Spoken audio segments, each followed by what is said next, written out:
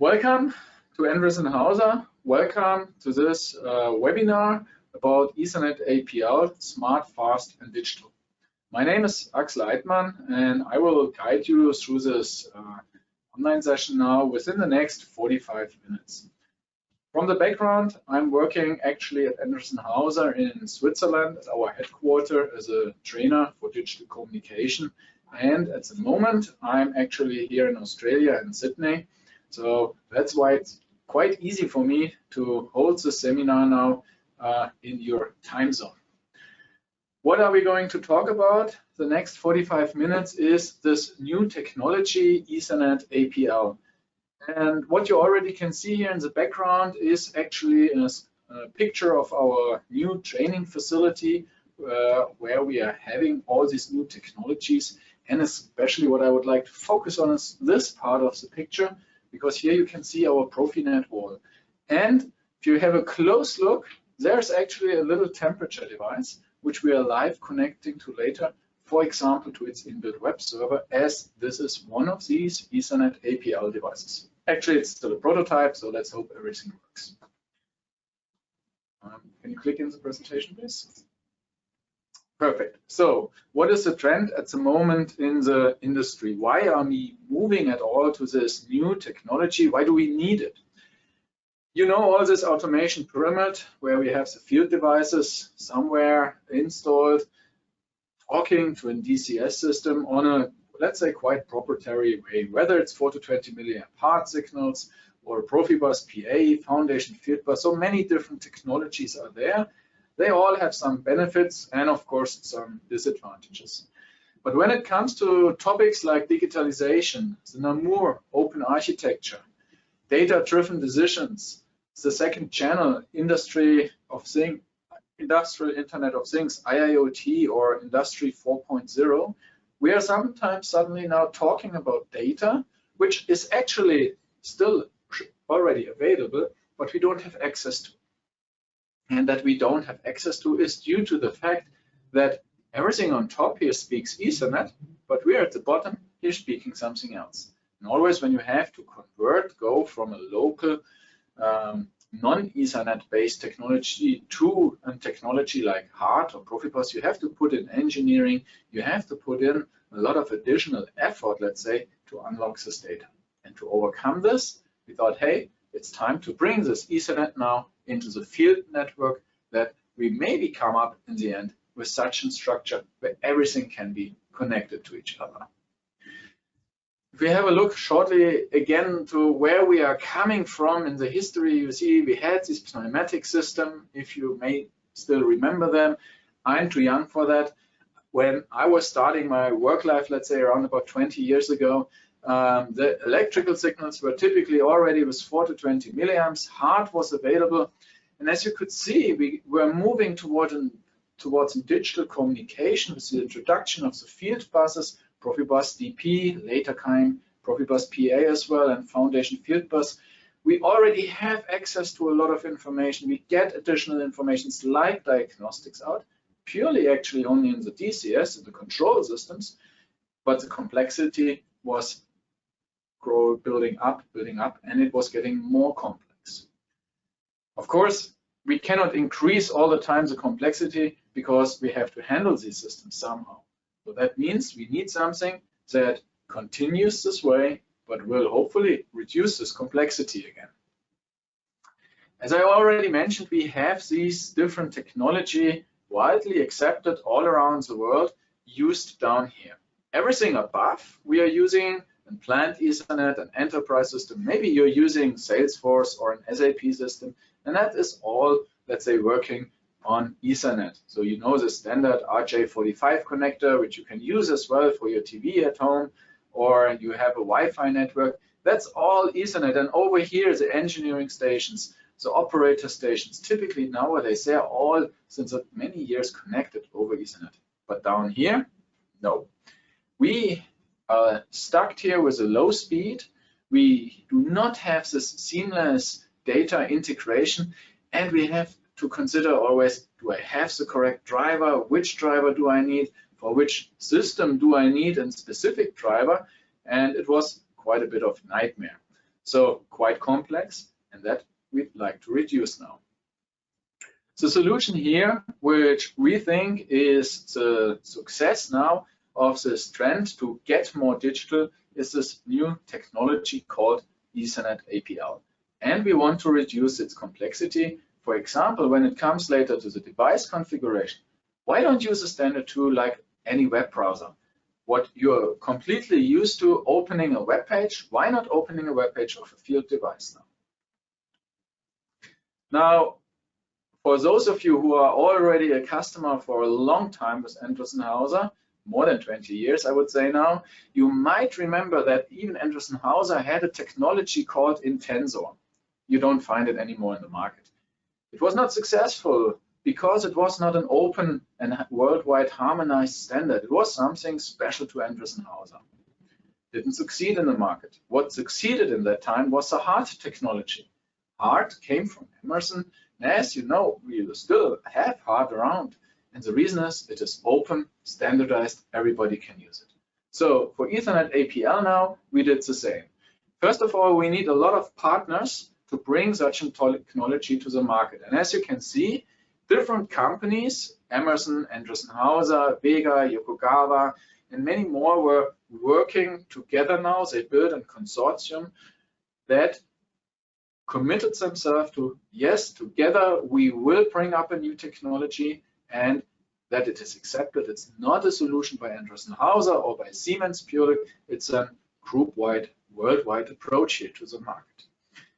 Now, on top of this physical layer, as we see later, we have different applications running, and they are represented by so-called organizations like the PI. They are responsible for the Profibus or Profinet technology. The OPC UA Foundation, maybe you're using as well this technology, used a lot for the second data channel, this open architecture.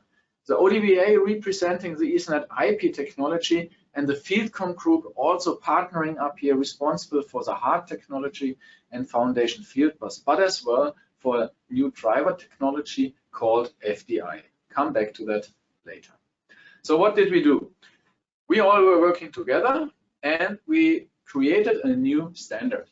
And that is part of this IEEE 802.3 CG actually. That's the extension or the technical name 10-base T1L. That is the expression now for this Ethernet-APL. So a two-wire Ethernet with long cable distances as well. Additionally, an IEC TS 679-47 is, let's say, taken into account. We're following this, and that's the so-called two-wire intrinsically safe Ethernet. So Ethernet-APL consists out of this specification plus this specification, and that means you can use this Ethernet-APL technology as well in hazardous area. For the process automation industry, a very huge requirement. Beside that, so-called port profiles were specified for the power concepts, which cable to use, which connectors to use. So this has been standardized here as well. If you look at these three first parts, you could say, okay, hey, Endress+Hauser, that's all you need. Go and develop a device. And that's actually what we are doing now. But there are the end customers, there's you that have to use this technology. And we were thinking, it is important to give you as well something to implement this technology to make it a successful start. So therefore, we were writing a so-called APL engineering guideline, which supports you starting from the planning, how to set up such a system, how to even lay out the cables, how to consider electromagnetic disturbances, how to maintain, how to measure maybe even, or what is to measure in such an Ethernet-APL network. So everything actually to use this technology for you as an end user is also at hand ready. Now, in the history, we sometimes were facing issues when connecting too many different vendors together. And this, of course, we also would like to avoid. So therefore, so-called APL conformance tests have been specified, and every device that will be launched to the market will have to fulfill the requirements of passing such a conformance test. That means it is guaranteed, ensured that a device from Endress+Hauser and a device from Vega can be connected, for example, to a field switch later from Pepperl and Fuchs, and that's communicating maybe then over Profinet or over Ethernet IP to an Rockwell system or over Profinet to a Siemens control system. So the integration, the technology, Profinet or Ethernet IP is tested and certified here as well. The physical layer is additionally now certified for each instrument. What is this Ethernet-APL offering us now? If we compare it with the existing technologies like hard field bus technologies like Profibus PA or Foundation Field Bus and the standard Ethernet as you know it from the office, then you will see hard was at half duplex, 1.2 kilobit. Don't try to stream a movie with that or even listen to music. It's not working. You all have most likely experienced it already to download all the device parameters into a PDF report from a level device.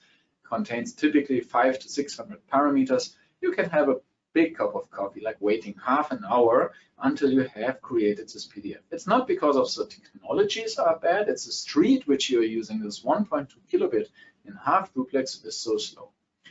With Ethernet-APL, we are here at 10 megabit in a full duplex way, so a lot faster, meaning you click create device report, and then you have the device report. The cable is actually the same, as you can see here, type A cable, and here type A cable again. So that means when implementing this new technology, we were thinking, hey, it is important that you might upgrade or retrofit your plant, and you don't want to pull out new cables through your whole installations. You cannot use the cables for 4 to 20 milliamp because there is a wide variety available. It's not clearly specified what to use, but here it is standardized, and you can use now the same field bus cable for Ethernet-APL as well. The distances which you can cover in a Profibus PA or Foundation Field Bus segment is in the non-hazardous area, for example, up to 1,900 meters in total. That means typically we were seeing a trunk line of 700 meters and spur lines of 120 meters. Now, in the Ethernet-APL world, we later have a trunk line of up to 1,000 meters, plus each single spur line can be up to 200 meters long. Also, the connectors are specified now.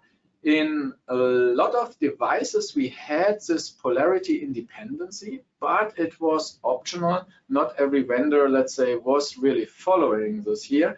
Now it is mandatory that it is tested, and that means when you install it, you can make a mistake, plus and minus, reverse connect it, still it will work, it will communicate, that is tested and working here. We have intrinsically safety options. You know, with field buses, it was as well possible to go into the hazardous area. You needed a special field barrier, or maybe you already had a segment coupler with an X outlet, let's say, to go into the hazardous area. Here's the same later, as you can see, directly from the actual field switch, you could go into hazardous areas, for example. And the big advantage here now is we will have one technology, Ethernet, to communicate from SAP down to the temperature device, pressure, or level device. So Ethernet-APL is nothing else than a new physical layer if you have a look at this IIoT module.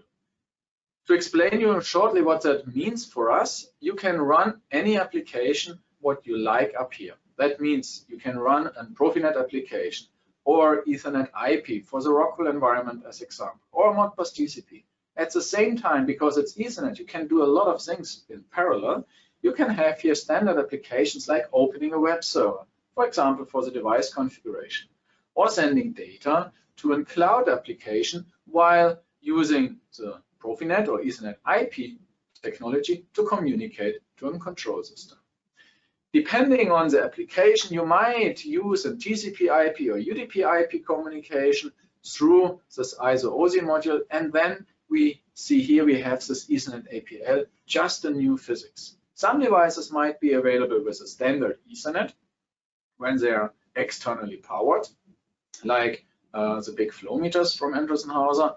But in the future here, we're talking about devices in the hazardous area powered over the Ethernet and communicating over the same two wires. So Ethernet-APL is just a new physical layer, let's say a new road, which you can use to bring Ethernet to the latest sensors down in the field. Here you see in short acronym SPE, Single Pair Ethernet. Single Pair Ethernet is actually available for a longer time already. So there are different versions of Single Pair Ethernet established as well in the market for different requirements. Now, the Single Pair Ethernet, which is needed in the process automation industry with the long cable runs, use it in the hazardous area and so on, that's the version called Ethernet-APL. Coming shortly back to the connection and to the specification as well of the cable. As I mentioned before, the cable, you can use your existing Profibus PA or foundation field bus cable that is defined as a so-called type A cable in an IEC 61158-2. So the same cable specification was taken now and defined for Ethernet-APL. From the connection side, screw or spring clamp terminals can be used. That has been standardized, and as well an M12 or M8 connector. Now, I only can suggest you or emphasize, please use these M12 connectors, because then they are pre-installed by the manufacturer, and then you have to exchange the device. You don't have to pull the cable out of the device. That means you do not have to open the cable clamps. And you most likely have already experienced that if you open and closed too many times and cable clamps, maybe the sealing gets not closed properly anymore. You might get water inside the device. Nothing to blame the technology, just mechanically, these things are not made to be opened all day long and closed again. So what I would suggest you, when you often have to take a device out of operation, for example, for calibration purposes or to clean the instrument, hey, why don't you directly go for an M12 connector? On the other hand, you can order cables with such an M12 connector pre-configured. That means you do not have to self-assemble them in the field. These industrial cables you can pull out through your whole plant, and then when you have to disconnect the device, just unscrew it, and when you have finished working on the device, screw it back in. That's it, and you have a good connection. Let's have a closer look now what Ethernet-APL really brings us here in this case. As you can see, here is a flat hierarchy. We have here an Ethernet connectivity, an Ethernet network beside a control system, an asset management tool like the field care software, but as well an operator station with a web client, for example. And they are, let's say, all connected on the standard 100 megabit full duplex Ethernet network. This 100 megabit Ethernet network can only be up to 100 meter long. If you, of course, go to a fiber optical connection, up to 2 kilometers distances can be bridged. But the devices always need to be at least externally powered. Now let's start with Ethernet-APL. And what do we need to come from the standard Ethernet to Ethernet-APL is we need a switch, and so-called APL field switch. And as you already can see, these field switches can be installed in the hazardous area in zone 2. So the field switches that are already available in the market today, like from Peppel and Fuchs, can be installed here in zone 2. Depending on the version which you have, they have outlets here, either in blue or in black. So if they are blue, it means for its intrinsic safety. That means you can install now the field device, for example, in zone 1, while perhaps the sensor inside the tank then is in zone 0. Typically, the electronics and everything is, let's say, outside of the pipeline, outside of the tank, where we have the condition of zone 1.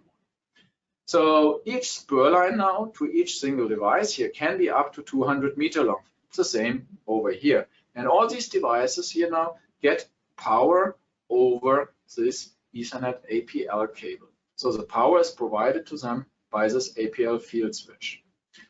Some devices need more energy, like a big Coriolis flow meter or a big mag meter. They have to be externally powered to perform their measurement.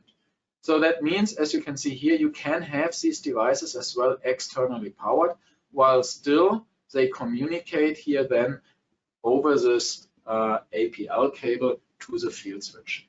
So it might be that some devices, some device vendors have instruments that still needs to be externally powered, as it is in the Profibus PA or Foundation Field Bus world, or if you think back to the old 4 to 20 milliamp devices, exactly the same. Now, that type of topology is very likely that we will see within the next 1 or 2 years, definitely.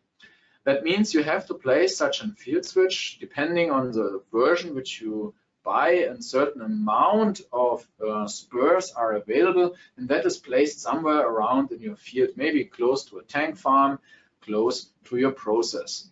Then you run a standard Ethernet fiber optical cable or copper cable to your process control system, and you have like a star topology now towards all your instruments, sensors and actors, of course.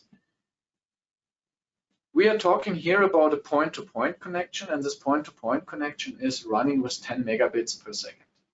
With the help of this 10 megabits per second, it's fast enough that, for example, you open a web server of this instrument from up here. At the same time, you're communicating maybe over an edge device in a cloud application. Here, the cloud is as an Etilian display. That's the Endress+Hauser cloud, which you can use then for starting with this big data things. So to collect more informations from the process besides sending a process value directly here to an automation system.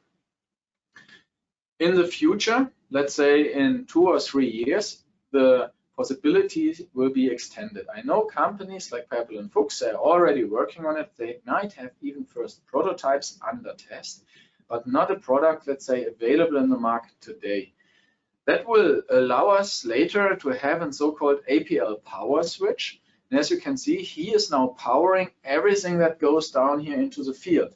So these APL field switches over here, they are powered over this trunk. And this whole trunk line can now be up to 1,000 meters long. Again, additionally, each spur line, which is displayed here now, can be up to 200 meters long. So big installations are getting possible. As a next level, these APL field switches might still be externally powered, and then we are talking about here a so-called unpowered trunk. And an unpowered trunk also can only be 1,000 meters long with two participants. If you would have a third APL field switch here, externally powered as well, you can place another cable to here, and then you have suddenly 2,000 meters. So the unpowered trunk concept can be extended and extended. Really huge installations can be achieved. Now, please consider the following. If you have quite a lot of instruments here, and now they are all talking with this 10 megabits per second, at one point this trunk line might get too full. And of course, you have to provide enough power from here to have everything down here powered, or when the field switches are externally powered, then typically it is enough power. But still consider the net load you are creating within this 10 megabit network.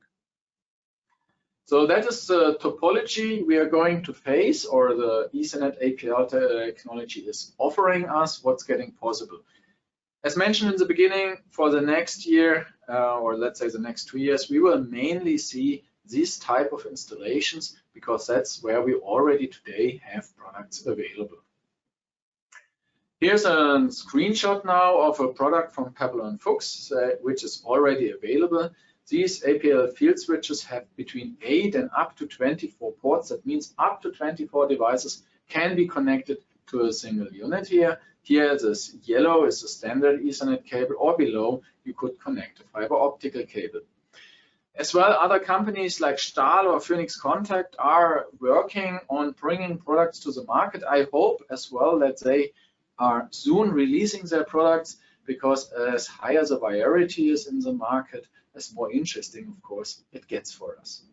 In the future, we will have products looking similar to this, still that are all prototypes, where we will have the possibility to have such a power switch, and then these APL field switches powered over the trunk line, and in the future, maybe even they are externally powered, and then we can have unpowered trunk lines for really, really huge installations.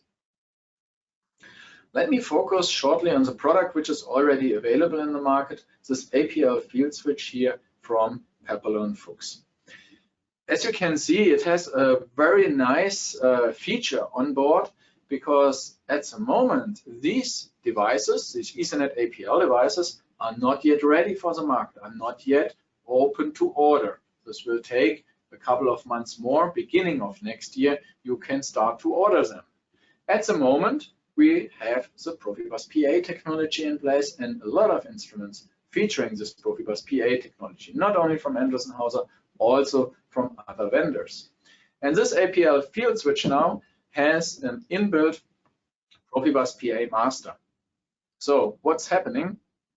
As soon as you connect the device, for example, in Profibus PA device, the port here tries to communicate to the field device.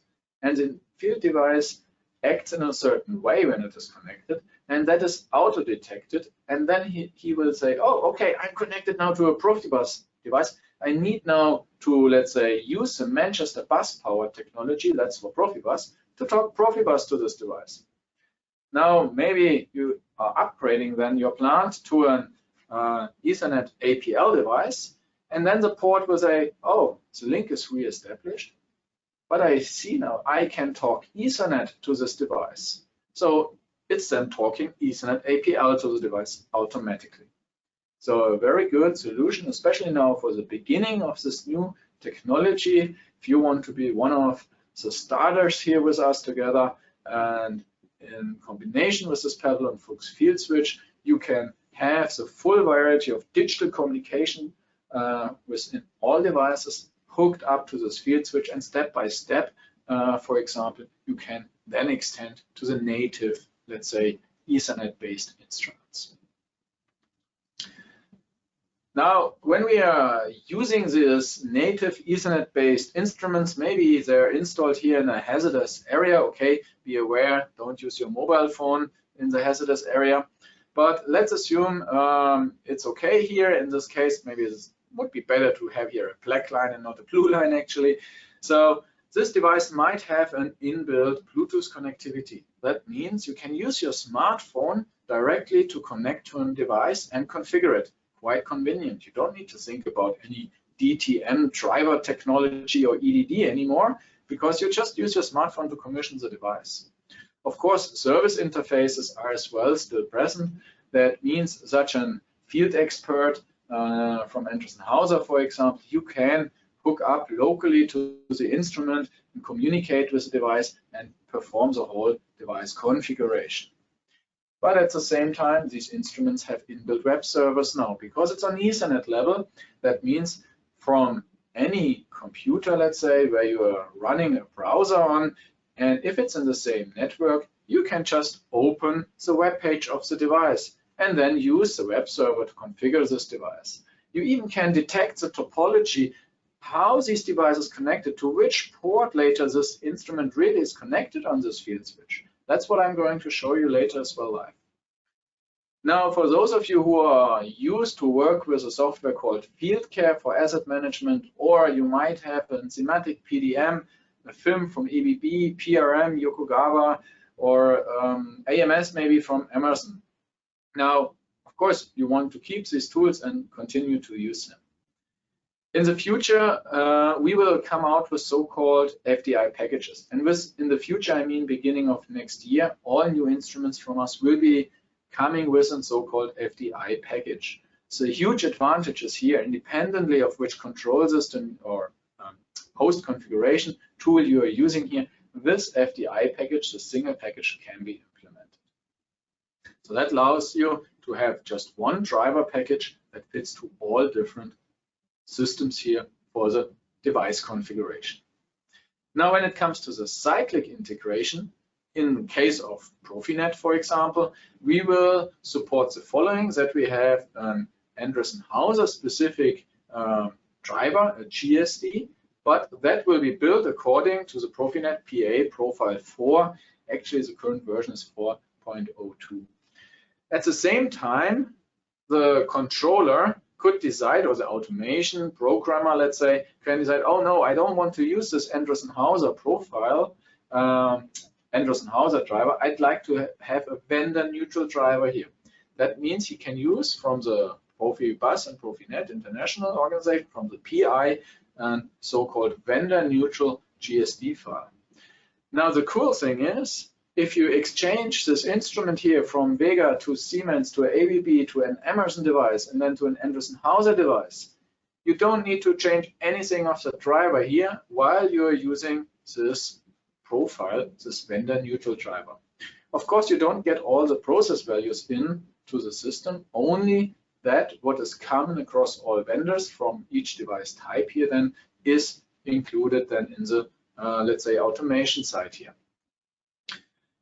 One other huge advantage when we are talking now about this Ethernet technology and whether it is Ethernet-IP or Profinet is offering us, with the help of these drivers, you can store a device configuration in your automation system. So that means, let's say this temperature device, you need to calibrate it. You take it out of your process, put it to a calibration station. In between, you bring in a replacement device. You just connect it here to this network. The PLC will detect it, will start to communicate it, will assign, for example, in the case of Profinet, a Profinet name to it, an IP address, and a device configuration, fully automatically. In the same way, in an Ethernet IP environment, it will work as well. So the switch might assign the correct IP address to the device. The device is identified by the controller by its IP address, and from the controller then automatically the device configuration is written down to this instrument. That makes device exchange a lot easier. These are features which you can use, but there's not a must. So it's optional. We are going to support this, of course, and the choice is in the end up to you. So as you can see, the Ethernet technology brings quite a lot of possibilities here to you. You just have to know how to use these features, and compared to a Profibus or Foundation Field Bus environment, it's reducing the complexity quite a lot. What will be available for you by the beginning of next year from Endress+Hauser? We will have different flow devices, level, pressure, also for differential pressure, for example, and temperature devices ready for you. Not only, of course, the hardware, the instruments will be available for you. Additionally, we will have software packages available, like for field care, this FDI interpreter. So you can use your existing field care and still use the DTM technology for your existing instruments, but at the same time, we are enabling, of course, the software to handle these FDI packages as well. And as well in connectivity to the cloud applications, for example, for Profinet, for Ethernet IP, we already actually have it, is then available. Keep in mind the first instruments, all what is displayed here will come with the application, with the technology Profinet on board onto the market, because we as Endress+Hauser have decided that that's the technology which we are going to support first. The second step, Modbus TCP will implement it in this product portfolio, and of course as well Ethernet IP is following as well. So what is now the advantage here? Very shortly, that's Profinet specific, but what is going to be supported by these Ethernet-APL devices, system redundancies, topics that the device can, let's say, talk to two controllers. Let's say if one controller fails, the backup controller automatically takes over, and kind of bumpless, you still have the informations inside your automation system. We are following this PA profile 4 in this case here. We have these web servers embedded. Heartbeat is embedded in all of our products. If you'd like to learn more about this heartbeat technology, don't hesitate to contact us later. And as well, we have this FDI driver packages for you ready. So I would say enough talking now with the presentation. Let's have a look in the real world how this could look like. If we could shortly start with the Proneta software package. With a software package. Could you go to the, yeah, here it comes, perfect, thank you very much. So that's now standard IT actually what's happening in the background. As you can see, we're using here a software from Siemens, which is a freeware software. And here you see this field switch from Papillon Fuchs, and it has a certain amount of ports, or let's say spur lines available.